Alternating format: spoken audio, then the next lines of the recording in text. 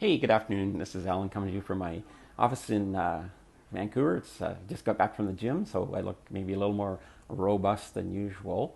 I will tell you my protocol for after working out if you hang around to the end of this video. On the weekend, I had the opportunity to read the summary, not get into all the data, but just read the summary from the largest study on aging that's ever been done. So 400,000 people for 30 years. And they've collected and collated that data and now made it available for people to look at.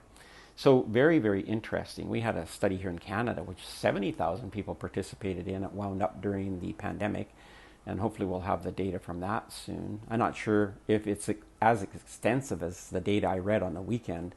These 400,000 people that volunteered for this study, they literally had their lives followed from every aspect, like how involved are you in the community, how many times do you engage in people outside your home, what's your family situation, it's very, very statistically relevant data as far as what's the impact of things on our lifespan and also our health span. So a few things that were interesting to me is, number one, the impact of smoking. We always think in our mind, well, if I don't smoke, I'm going to live longer. That's not necessarily true, although there is a statistically measurable difference between smokers and non-smokers, but it's really not that big when we look at the data from these 400,000 people.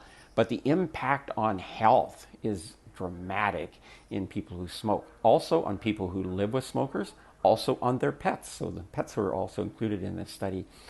People's pets seem to die sooner, and they would often die of a disease that was common in humans, like cancer, cardiovascular disease, diabetes. And so smoking has a gigantic impact on our health span, not so much on our lifespan. I think that's a little bit of a surprise.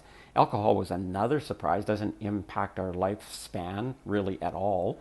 And in moderation, doesn't impact our health span either. So in 400,000 people, you can imagine that there was all spectrums of people and alcohol consumption, from none to people who consume a lot. So the data would be very accurate in that. Other things, the most impactful thing we can do for both our health and our longevity is exercise. That was like, they gave that 80%. 80% of our longevity, impact on longevity and our health is due to exercise. Now, we're not talking about going to the gym and just really hitting the weights. We're talking about having a daily activity that you can endure and enjoy, like walking. I just did a spin bike class. I really enjoy spin biking, so that's a little more aggressive than maybe some people would like. Also, resistance exercise has a tremendous impact. And once again, we're not talking about going to the gym and lifting heavy weights. We're talking about, you could use exercise bands, simple exercise bands.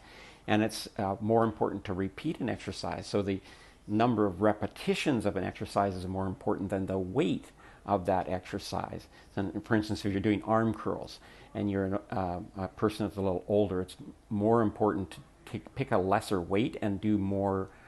So instead of doing 10 reps and really, pounding it out, doing 15 or 16 at a good pace. The time under tension of your muscle is the most important thing. And that has the biggest impact. So exercise has the biggest impact on longevity and on health span, number one. So the things that we kind of think that might have a tremendous impact, like smoking and alcohol, maybe not so much. The other thing they looked at was supplementation. Now, this was really interesting to me. So it turns out that people who are on a vegan diet definitely need more supplementation or more supplements than people who have a variety of meat in their diet. And I'm not criticizing anybody, so I'm just telling you the data from this study. But that was something that showed up, is that people that tended to just have a plant-based diet needed more supplements to impact their health span. In other words, to have a high quality of life at the end of life, it required more supplementation.